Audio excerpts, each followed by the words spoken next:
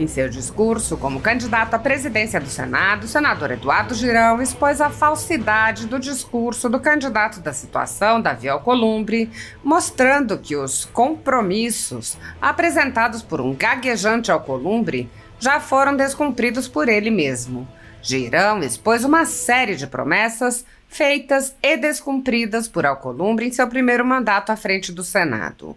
O senador lembrou como Alcolumbre se recusou a permitir o debate de pedidos de impeachment de ministros de cortes superiores e mostrou como, em seu discurso, apesar das dificuldades de comunicação, Alcolumbre conseguiu deixar claro seu apoio à censura e à perseguição política que graçam no país. Eduardo Girão lembrou ainda que o Senado vem sendo cada vez mais reprovado pela população, que percebe sua omissão e sua cooperação com a ditadura da toga vigente. Ele disse: "Nós precisamos levantar o Senado Federal." Fazendo um paralelo com o futebol, o senador disse desejar que o Senado saia da terceira divisão e vá para a elite das instituições. Girão disse: "O que a gente precisa é não se rebaixar. Temos hoje jornalistas, parlamentares, está aqui senador Marcos Duval. Temos cidadãos com passaportes cancelados, parlamentares, jornalistas, profissionais censurados nas redes sociais por tribunais secretos que estão sendo revelados. Temos pessoas com as redes sociais bloqueadas. E vamos ficar calados aqui? Como é que a gente vai encarar a população lá fora?" O senador fez um apelo: chega de perseguição política, chega de intimidação. O Senado precisa cumprir o seu dever. Sei que é um jogo de cartas marcadas, mas eu peço a consciência de cada um neste momento. Não é um voto em mim, é um voto para o Brasil, é um voto de mudança, é um voto para os seus filhos, os seus netos terem liberdade. Entre seus compromissos, Eduardo Girão garantiu que colocará em discussão os pedidos de impeachment de ministros de cortes superiores que há anos são engavetados pelo ainda presidente Rodrigo Pacheco e pelo candidato do sistema Davi Alcolumbre. Ele disse: "Também vou exercer a liderança para que possamos, de forma muito responsável, fazer um pedido de impeachment, o primeiro em 200 anos do Senado, que sempre se escondeu dessa responsabilidade." O senador lembrou que há mais de 60 pedidos nas gavetas de Pacheco e Alcolumbre, inclusive pedidos assinados por milhões de brasileiros. Girão lembrou: em pleno século XXI, nós temos presos políticos com suas famílias devastadas, sem direito à defesa ou contraditório, seus advogados sem acesso aos autos. Ele ironizou o discurso de pacificação sem qualquer ação e defendeu a imediata anistia aos presos e perseguidos políticos do ministro Alexandre de Moraes do Supremo Tribunal Federal. Apesar de alguns senadores agirem no limite de seus poderes para frear os atos autoritários de ministros das Cortes Superiores, a Casa Legislativa como um todo permanece cega, surda e muda, indiferente aos ataques à democracia, graças ao seu presidente Rodrigo Pacheco, que engaveta todos os pedidos de impeachment de ministros de Cortes Superiores que chegam às suas mãos. Os senadores há muito tempo têm conhecimento dos inquéritos secretos conduzidos pelo ministro Alexandre de Moraes, utilizando delegados da Polícia Federal escolhidos a dedo para promover uma imensa operação de fishing expedition contra seus adversários políticos. O desrespeito ao devido processo legal e a violação ao sistema acusatório são marcas dos inquéritos políticos conduzidos pelo ministro e já foram denunciados pela ex-procuradora-geral da República, Raquel Dodge, que promoveu o arquivamento do inquérito das fake news, e também por inúmeros juristas, inclusive em livros como Inquérito do Fim do Mundo, Sereis como Deuses e Suprema Desordem, Juristocracia e Estado de Exceção no Brasil. O ministro Alexandre de Moraes já foi chamado de xerife pelo então colega Marco Aurélio Mello pelos excessos cometidos em seus inquéritos. Até na imprensa internacional as denúncias vêm se avolumando. O ministro Cássio Nunes Marques consignou em voto as violações de direitos humanos nas prisões em massa ordenadas por Moraes. Apesar das constantes denúncias, o Senado brasileiro segue inerte. Os senadores sabem sobre os jornais que foram estourados e tiveram todos os seus equipamentos apreendidos, como a Folha Política, e sabem sobre os jornalistas perseguidos, presos e exilados. Os senadores não apenas foram informados sobre a invasão de residências de cidadãos e apreensão de bens, mas também viram sem qualquer reação operações contra seus próprios membros, o senador Harold de Oliveira e o senador Marcos Duval. Os senadores sabem que muitos meios de comunicação vêm sendo censurados há muito tempo. Os senadores souberam sobre a prisão do deputado Daniel Silveira em pleno exercício do mandato por palavras em um vídeo. Os senadores sabem que o ex-deputado voltou a ser preso por supostas violações a medidas cautelares que foram impostas em um processo que tinha sido extinto pela graça presidencial. Os senadores sabem que a graça presidencial constitucional foi cancelada. Os senadores foram informados sobre a perseguição a jornalistas que são censurados, impedidos de exercerem sua profissão e têm bens e redes sociais bloqueados. Os senadores sabem que ativistas passaram um ano em prisão domiciliar, sem sequer denúncia, obrigados a permanecer em Brasília, mesmo morando em outros estados. Os senadores sabem das violações a prerrogativas de advogados. Os senadores sabem sobre a prisão de Roberto Jefferson, presidente de um partido, e sua destituição do cargo a mando de Moraes. Os senadores sabem da censura a parlamentares. Os senadores sabem que jornais, sites e canais conservadores têm sua renda confiscada. Os senadores sabem sobre as prisões em massa, sem individualização de condutas, sob acusações descabidas. Os senadores sabem sobre as multas estratosféricas e confiscos de propriedade. Os senadores sabem que crianças ficam presas com seus pais, sem meios de sustento, incautelares sem prazo para acabar. Os senadores sabem que Clériston Pereira da Cunha morreu no cárcere, com um pedido de soltura, aguardando que o ministro se dignasse a apreciar. Os senadores sabem que outras pessoas presas injustamente só foram soltas após a morte do preso político no cárcere. Os senadores sabem que pessoas inocentes estão sendo condenadas sem provas. Os senadores conhecem muitos outros fatos.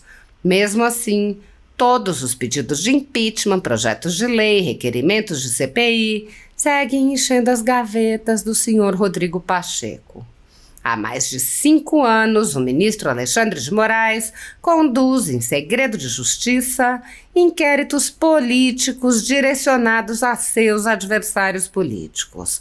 Em uma espécie de parceria com a velha imprensa, matérias, reportagens e relatórios são admitidos como provas, sem questionamento, substituindo a ação do Ministério Público e substituindo os próprios fatos, e servem como base para medidas abusivas que incluem prisões políticas, buscas e apreensões, bloqueio de contas, censura de veículos de imprensa, censura de cidadãos e parlamentares, bloqueio de redes sociais, entre muitas outras medidas cautelares inventadas pelo ministro, sem qualquer chance de defesa ou acesso ao devido processo legal.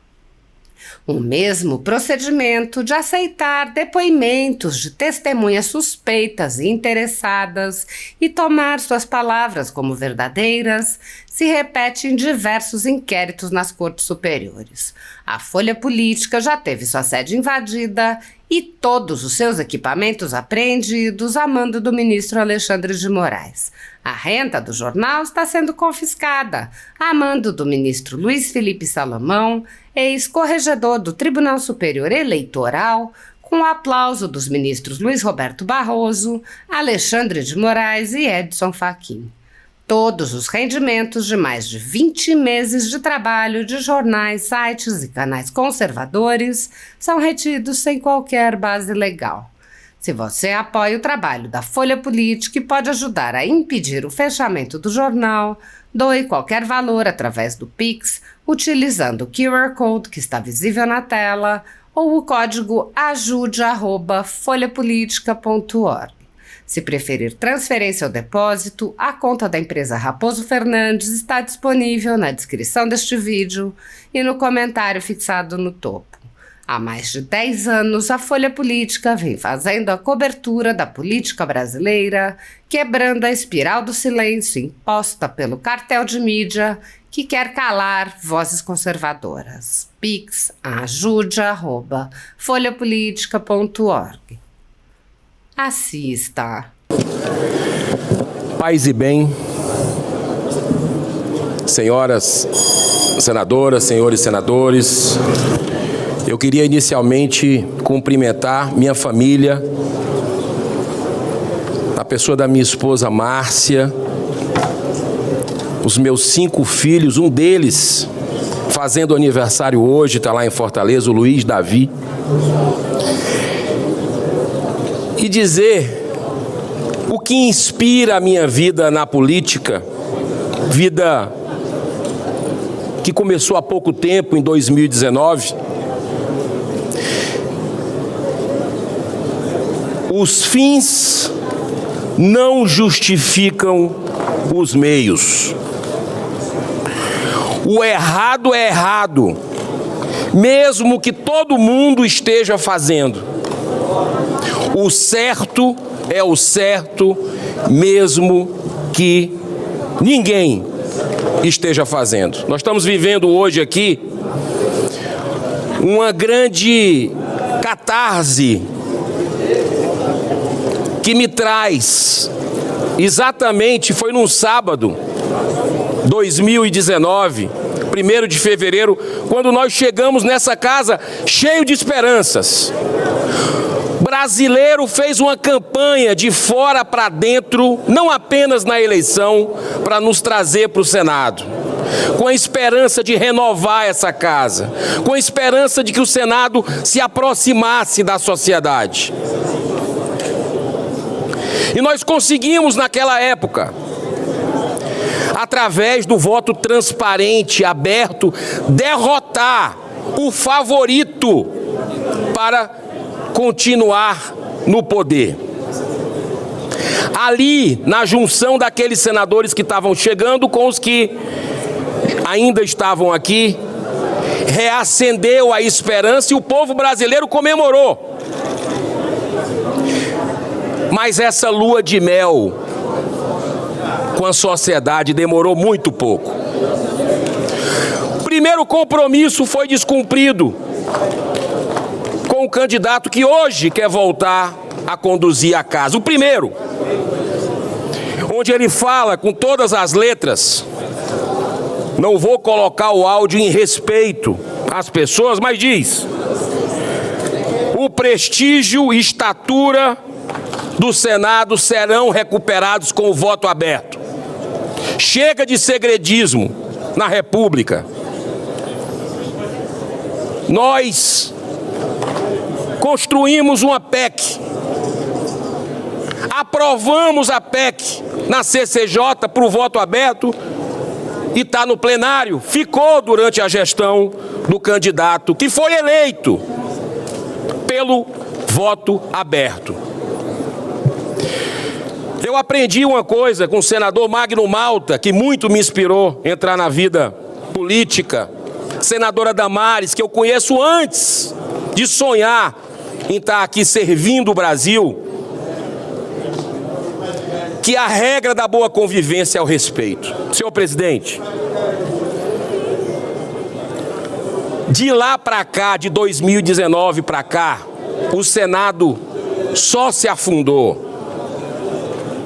A gente precisa entregar a verdade para as pessoas. Eu sou um parlamentar que ando nas ruas, vou nos mercados, muitos aqui também, vou nas feiras, falo com alguém que é de esquerda, de direita, que é contra governo, a favor de governo, e a nossa imagem está péssima. E não sou eu que estou dizendo, não. A pesquisa do Poder Data, agora do ano passado, mostrou a escalada. Pede silêncio ao plenário aqui, a falta de respeito com o candidato falando. A regra da boa convivência é o respeito. Obrigado, senador Cleitinho.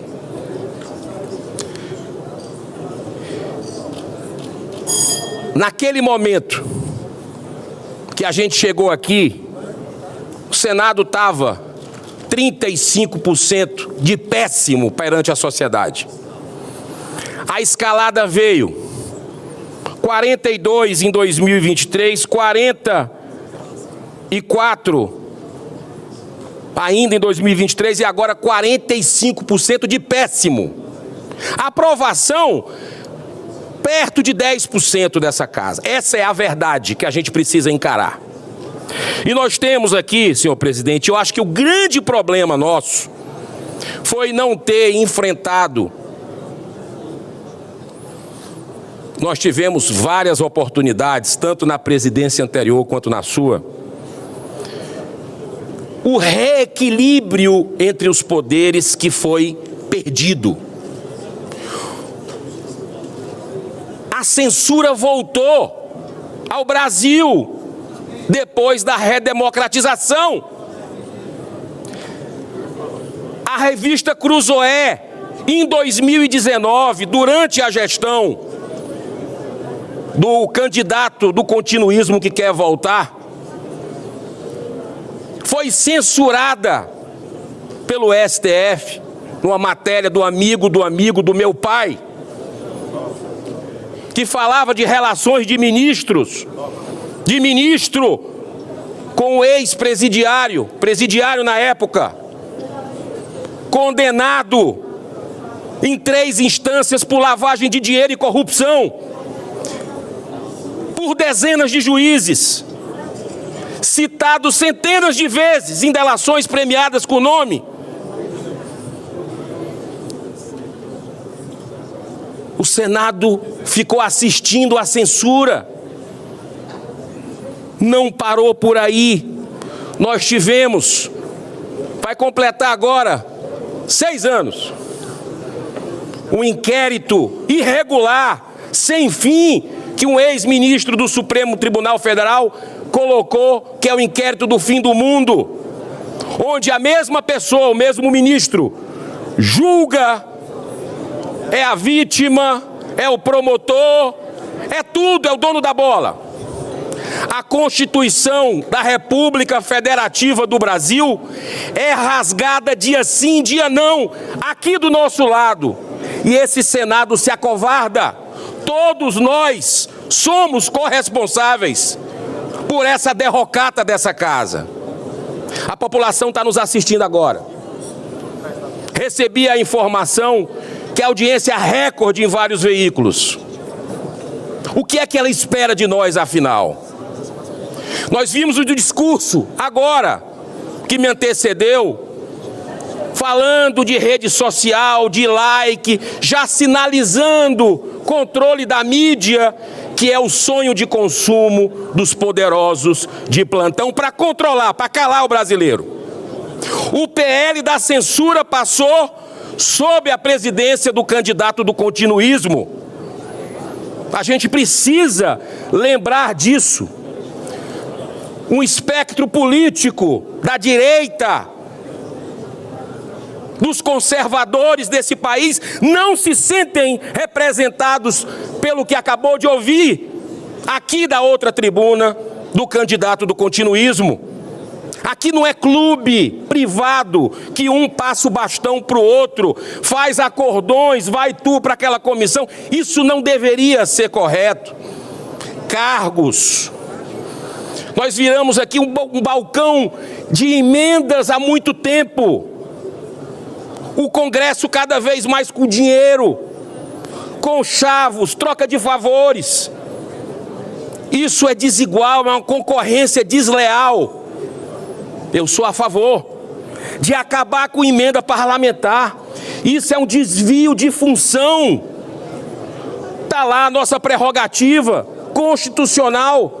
Fiscalizar o poder executivo, fazer leis, não é gerir orçamento, não é mandar, porque aqui, senador Cleitinho, pessoas como o senhor, verdureiro, saiu lá de baixo, cada vez mais vai ficar difícil pessoas comuns do povo quererem vir para essa casa, quererem ir para a Câmara dos Deputados, porque o orçamento que um senador distribui nos seus estados é cerca de 60 a 70 milhões de reais todos os anos.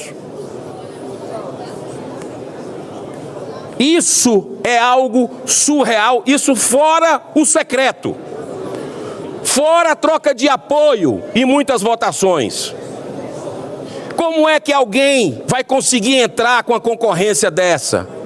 Completamente desleal, desproporcional, para se perpetuar no poder. Vou acabar. Se não puder acabar, porque eu gosto de, sempre fui do diálogo, construir junto com os colegas, eu vou colocar publicidade total no site do Senado Federal, cada centavo de emenda para todo mundo saber para onde foi. Eu já faço isso no mandato. Eu já tenho esse respeito com o meu eleitor. Mandei para os 184 municípios do estado do Ceará, independente se é administrado pela esquerda, pela direita, pelo PT, pelo PL, o povo não tem culpa de briga política. O povo precisa dos seus problemas resolvidos. Faço isso e não vou para inauguração de obra nenhuma. Não julgo quem vai, mas aquele dinheiro é do povo, eu não posso me beneficiar politicamente daquilo que a gente está destinando. Senhor presidente, nós precisamos levantar o Senado Federal da República. Nós temos há 6 anos lá na Câmara dos Deputados e como presidente do Congresso eu vou exercer minha liderança. Eu já administrei milhares de vidas com empregos que eu gerei na minha vida. Sei ter responsabilidade com dinheiro. Fui presidente do Fortaleza Esporte Clube, na 3ª divisão do Campeonato Brasileiro. Com a pacificação, com gestão, nós subimos em 6 meses para a 2ª divisão e logo depois foi para a 1ª. É isso que eu quero fazer no Senado, que o Senado saia da 3ª divisão e vá para a elite das instituições desse país, que o Senado represente a população brasileira, porque esse país é maravilhoso, é para estar no topo do mundo, mas nós precisamos fazer o dever de casa. O que a gente não precisa é se rebaixar, cada um no seu quadrado. Nós temos hoje jornalistas,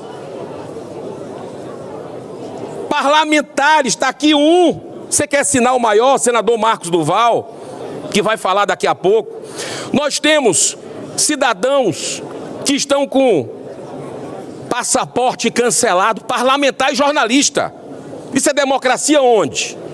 Nós estamos com eles, esses profissionais, essas pessoas, esses brasileiros, censurados nas redes sociais, em tribunais secretos, que estão sendo revelados no Twitter File, aqui do STF. Nós temos essas pessoas com as contas bancárias bloqueadas, que trabalharam a vida inteira numa canetada de um ministro do Supremo, e nós vamos ficar calados aqui? É isso. Como é que a gente vai encarar as pessoas lá fora? A insegurança jurídica que esse país chegou, o caos institucional, é porque essa casa não faz o seu dever. E eu tenho certeza da capacidade de cada um aqui, para juntos a gente levantar, porque o brasileiro está aflito lá fora. O cidadão que paga imposto cada vez mais alto. E a gente pode dar o exemplo aqui dessa casa. Sabe quanto é que custa o Senado para funcionar? Mais do que a maioria das capitais brasileiras. O Senado gasta quase 7 bi para rodar, com mordomia, regalia, excessos. Enquanto a população lá fora sofre com aumento de preço a partir desse governo irresponsável, que só pensa em gastar e se vingar de seus adversários políticos. Chega de perseguição política, chega de intimidação. O Senado precisa cumprir o seu dever. E eu, como presidente, se tiver o voto de vocês, e eu sei que é um jogo muito tradicional, de cartas marcadas, mas eu peço a consciência de cada um, nesse momento. Não é um voto em mim, é um voto para o Brasil, é um voto de mudança, é um voto para os seus filhos, para os seus netos terem liberdade. Os valores da nossa terra são em defesa da vida desde a concepção, da família, da liberdade, da ética. Candidato do continuismo é a favor de cassino, de bingo. Já não basta as bets que ele apoiou e que eu alertei lá atrás que iria ser uma tragédia social humanitária. Como é que vocês vão ficar com a consciência de vocês e com olhar no olho do seu conterrâneo, ampliando essa tragédia com cassino, com bingo, que já se demonstrou que é uma falácia, que isso é para beneficiar a magnata? Senhor presidente, nós estamos chegando agora numa decisão muito importante para a nação. Como presidente do Congresso Nacional, eu vou exercer minha liderança a algo que não foi feito nesses últimos anos, desde 2019, para que nós possamos se reunir com o presidente da Câmara, mas eu, como presidente do Congresso, vou fazer andar o fim do foro privilegiado. A grande blindagem à corrupção e à impunidade no país, fica um poder protegendo o outro por causa disso. Vou exercer a liderança para votar logo a PEC antidrogas, que nós votamos aqui e que parece um jogo combinado. Sociedade pergunta, quer? Vota lá, espera. Vou também colocar para votar o retorno da prisão em segunda instância. A impunidade nesse país não pode nos levar a um abismo de insegurança que nós estamos vendo hoje. Nos países do mundo é assim, nos grandes países de ponta é a prisão em segunda instância. Também vou exercer a liderança para que possamos, de forma muito responsável, fazer um pedido de impeachment. O primeiro em 200 anos do Senado Federal, que sempre se escondeu dessa sua responsabilidade, que vai ter um efeito pedagógico para cada um ficar no seu quadrado. São 60 pedidos. Um deles com quase 150 deputados federais assinando, 2 juristas, desembargador Sebastião Coelho, o constitucionalista Rodrigo Marinho, quase 2 milhões de brasileiros. Só cresce esse movimento e o Senado não pode se esquivar. Senador Girão, para concluir. Para concluir, senhor presidente, para concluir, eu deixei para o final um chamamento à consciência de vocês. Em pleno século XXI, nós temos hoje presos políticos que estão com as suas famílias devastadas, sem direito à defesa, ao contraditório, os seus advogados sem acesso aos autos. E eu mostro, senhor presidente, aqui, para todo o Brasil, um retrato que eu considero o mais emblemático, que é da Débora, uma cabeleireira com 2 filhos pequenos. Está presa há quase 2 anos. Sabe por quê? Porque num roubo, num momento de fraqueza que todos nós temos, de revolta, mas ela não fez,